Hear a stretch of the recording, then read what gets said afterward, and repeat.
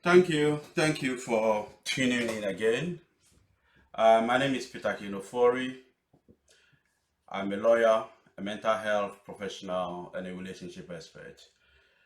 I'm sure you are here because you know what this talk is about. And if this is your first time, I hope you've listened to the previous videos. But I'm going to talk about domestic violence and what you or anyone can do to help a victim of domestic violence. This is the second talk that I'm having. I mean, the first one spoke about why victims stay with their abusers and are not able to leave. The second one was about how one can find out whether they're in an abusive relationship or not. But a lot of the questions that has come up, which I'm going to address, one is what can we do to help a victim of domestic abuse? Another question that has come up, which I'll probably address next week, is how do I know my partner is abusive? How do I know, or he's going to be abusive? I think that is the other question. How do I know my partner is going to be abusive? So I think I will address that next week. So let's delve into this week's talk. How can you help somebody that is in an abusive relationship? I think to do that, to be able to help somebody, you need to understand and know what a person needs. Otherwise, your help is not going to be of no use to that person. So, how do I understand what somebody needs when they are being in a violent relationship? I think for me to explain that better, I want to recap what I said in my first talk, where we talked about how victims of domestic abuse are prepared. So when an abuser meet their victims, they first gain their trust. They do everything for them. And as time goes on and they win the trust and confidence, and the person is made to believe that their abuser is the one going to protect them. The abuser now turn, then the abuse commence. It starts slowly with a push, a shout, and that shout is followed by "I love you," kind words. But along that same line, they will begin to take things away from you. They'll begin to chip your confidence away. So and abuse, any form of abuse is followed by an apology and kind words and nice things that you expect from a man. And as time goes on, the victim become accustomed to the behavior pattern of the abuser, and they become so manipulated that it becomes almost like an expectation on the part of the victims that for them to be able to get love and affection from this person that they trust and have so much confidence in, they will need to suffer some form of abuse. So when they get the abuse, they get rewarded. So that abuser relationship is established. So the abuser abuse the victims, and then they reward them with love words. "I love you, I'm sorry, I won't do this again, you made me do this." So along that, in the preparatory stage, they will also be telling them how they abuse them and get the victim to accept the fact that they are to be blamed for his conduct or for her conduct for abusing them. So all along, when victims get abused, they think that it is their fault that they get abused.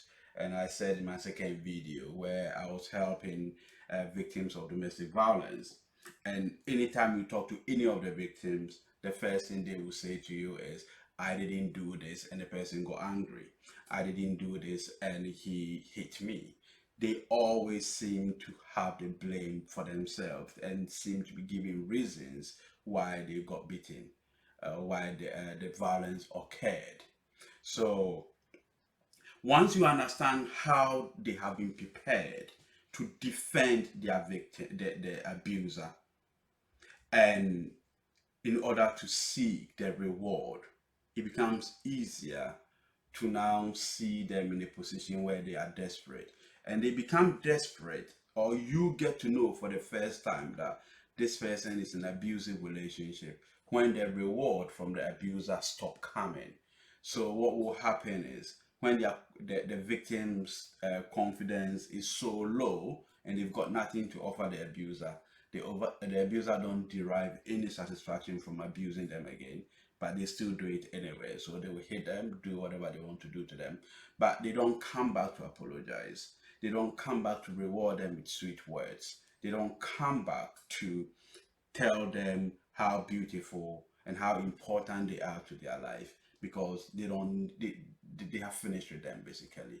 And that is the point where the victim becomes irritable. That is a point where the victim begins to seek that reward from the abuser who is now abusing them and not um, rewarding them.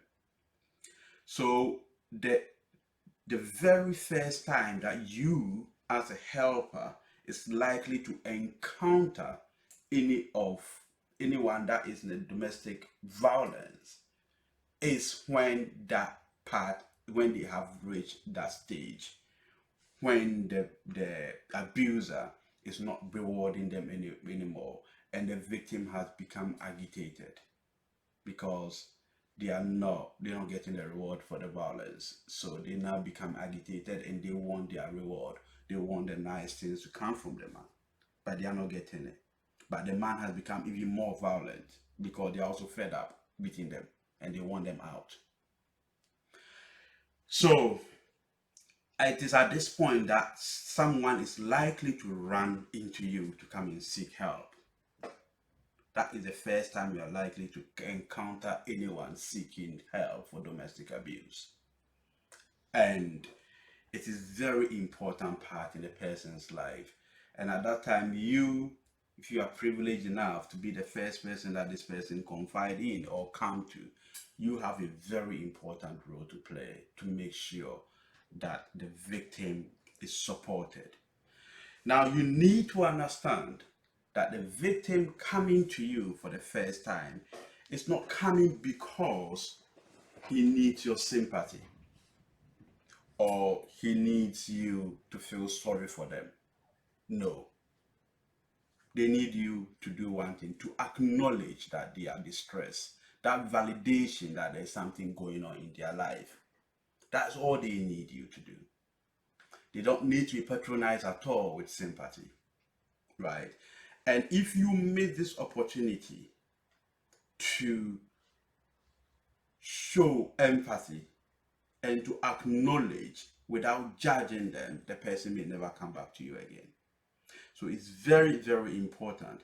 But we as people, if I see with all my training, if I see, God forbid, my sister being beaten by their husband or her husband, the first thing I'm going to do is to get very irate and to get very judgmental and to ask questions. And that will seem to want to put the husband in trouble. What victims try to do, the first thing they try to do is to shield the abuser. They don't want the abuser to get into trouble.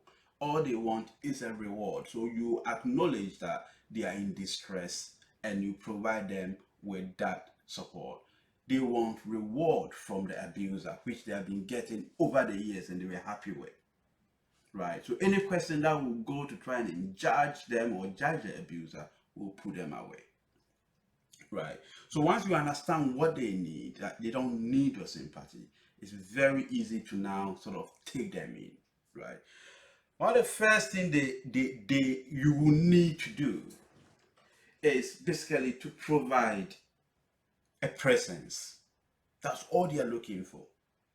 You provide a presence for them. So you are there. you acknowledge and you validate that they are in distress. You provide a presence for them.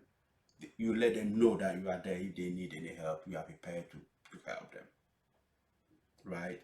Um, so that's the first thing that you will provide for anybody that is going through kind of domestic um, abuse. Then the second thing is audience. Now, when I say audience, this person is now has come to you. They are the center. They have come to you because they think you can help them. They need to be listened to, and you need to provide them the audience where they can speak to, right? If you become the speaker rather than them, you are turning them away and you are very unlikely to help them. So it is important that whatever whatever you say that comes from your mouth is eliciting information that you are prepared to listen to the full, and then you use that information to ask further questions. So, for example, uh, when he came home, um, his food was not ready and he hit me. If this was coming from that person, the next person that you probably going to happen was, so what were you doing that his food was not ready? Uh, the question that will continue to let a person to speak without you judging anyone, judging her, judging the person that has hit them, because it's very important that these people don't feel judged. So you listen and listen and elicit information. Then the third point I think I've just mentioned, listening and listen and listen and listen. Because that is all you can do, especially if you are not trained to to help people in trauma. Uh, there are basic things that all of us can do: provide audience, be present, and prepare to listen. And in all of this, you do not judge the person. You don't condemn their abuser, and you don't judge him by telling them. And a lot of the things that we hear, oh, you are so stupid, why are you going back to them? Historically, victims go back about, statistically, not historically, statistically, victims go back about 27 times before they either get killed, or they have the courage to say, I am leaving, or the man basically ran away from them, or the abuser ran away from them. So these people are not stupid at all. And in our culture, in African culture, a lot of people, in fact, throughout the world, really, a lot of people think that when they keep going back for more abuse, they are stupid. No, they are not. So it's important that we understand. So if you want to help, let me just recap. If you want to help, be non-judgmental, be present, provide audience, and listen, listen, and listen. If you are going to talk, you are asking questions for clarification rather than giving them any advice. They don't need your advice. They don't need you to tell them anything. And if you think that you need to do something for them, if you think you need to do something for them, then one of the question that you need to ask is, how can I help you? That is very important. Get a person to facilitate what they need. So how can I help you? I want to help you, but what do you think you will need for me to do for you? Ask them, and they will more often than not tell you what they need. Don't think what they're asking is stupid. At that moment, it's crucial that you make them the center of the decision making. So listen to what they need and try and do what you can to meet their need. I hope this helps. I don't think it's fair that we go through a hardcore professional stuff that is not you are not trained to do. But everybody can listen, everybody can be present, everybody can provide audience, and everybody can ask questions, simple questions about what a person would need. So I hope this helps. And next week I will talk about um, what how to identify an abusive person. So all the best for the week.